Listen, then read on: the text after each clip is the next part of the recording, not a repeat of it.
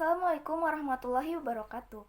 Perkenalkan, nama saya Pini Nurizki Pertiwi dengan NIM P206370200036. Mahasiswa Program Studi Rekam Medis dan Informasi Kesehatan Poltekkes Kemenkes Tasikmalaya. Video ini dibuat untuk memenuhi salah satu tugas ujian praktik mata kuliah konsep dasar rekam medis yang diampu oleh Ibu Endang Triyanti, SKM MMKes. Video ini akan menjelaskan tentang rekam medis, acute care, long term care, rehabilitation care, dan mental health care. Berikut videonya. Acute care atau perawat akut adalah cabang perawat kesehatan sekunder di mana pasien menerima perawatan aktif tetapi jangka pendek untuk cedera parah atau episode penyakit, kondisi medis yang mendesak atau selama pemulihan dari operasi. Dalam istilah medis, perawatan untuk kondisi kesehatan akut adalah kebalikan dari perawatan kronis atau perawatan jangka panjang. Layanan perawatan akut umumnya diberikan oleh tim profesional perawatan kesehatan dari berbagai spesialis medis dan bedah.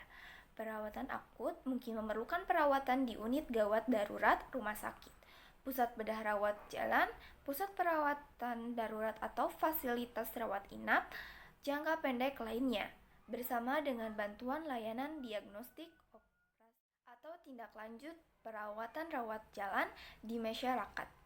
Rawat inap akut berbasis rumah sakit, biasanya memiliki tujuan untuk mengeluarkan pasien segera setelah mereka dianggap sehat dan stabil. Pengaturan perawatan akut termasuk gawat darurat, perawatan intensif, perawatan koroner, kardiologi, perawatan intensif, neonatal, dan banyak area umum di mana pasien bisa menjadi sangat tidak sehat dan membutuhkan stabilisasi dari transfer ke unit ketergantungan lain yang lebih tinggi untuk perawatan lebih lanjut. Berikut formulir acute care. Yang pertama, ini merupakan formulir acute care yang digunakan pada unit acute care. Dan yang kedua, ini merupakan gambaran formulir acute care gawat darurat medis yang digunakan di unit instalasi gawat darurat. Yang kedua yaitu long term care atau perawatan jangka panjang, adalah berbagai layanan yang membantu memenuhi kebutuhan medis dan non-medis bagi orang-orang dengan penyakit kronis atau kecacatan yang tidak dapat merawat diri sendiri untuk waktu yang lama.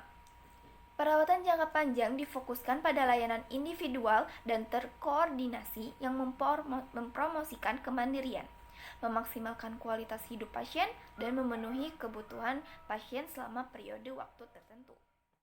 Untuk perawatan jangka panjang, untuk memberikan perawatan kustodian dan non-terampil seperti membantu tugas-tugas normal sehari-hari seperti berpakaian, memberi makanan, dan menggunakan kamar mandi. Perawatan jangka panjang semakin banyak melibatkan penyediaan tingkat perawatan medis yang membutuhkan keahlian dari praktisi yang terampil untuk mengatasi berbagai kondisi kronis yang terkait dengan populasi yang lebih tua. Berikut merupakan formulir dari long term care. Yang pertama yaitu formulir format pengkajian keperawatan kesehatan jiwa yang digunakan unit long term care. Yang kedua yaitu formulir home health referral form yang digunakan unit home care. Yang ketiga yaitu rehabilitation care. Rehabilitation care adalah perawatan untuk membantu para penderita yang mempunyai penyakit serius atau cacat yang memerlukan pengobatan medis untuk mencapai kemampuan fisik, psikologis, dan sosial yang maksimal. Pelayanan rehabilitasi medis meliputi pelayanan fisioterapi, pelayanan okupasi terapi, pelayanan terapi wicara, pelayanan ortotis prostetis, pelayanan psikologis, dan pelayanan sosial media.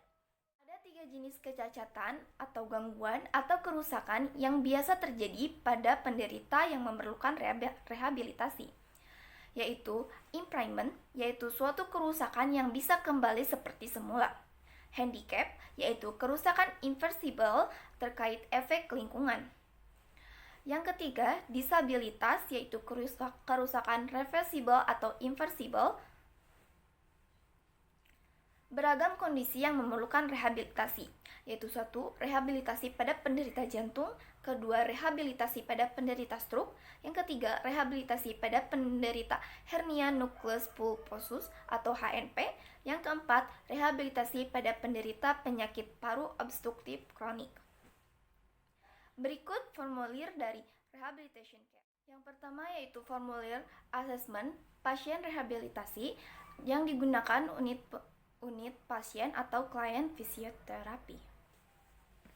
Yang kedua yaitu formulir rehabilitation care yang digunakan unit poli rehabilitasi terapi wicara. Yang keempat yaitu mental health care. Menurut WHO, kesehatan jiwa adalah berbagai karakteristik positif yang menggambarkan keselarasan dan keseimbangan kejiwaan yang mencerminkan kedewasaan kepribadiannya. Sedangkan menurut Rosdahi pada tahun 1999, kesehatan jiwa adalah kondisi seorang yang terus tumbuh, berkembang, dan mempertahankan keselarasan dalam pengendalian diri, serta terbebas dari stres yang serius.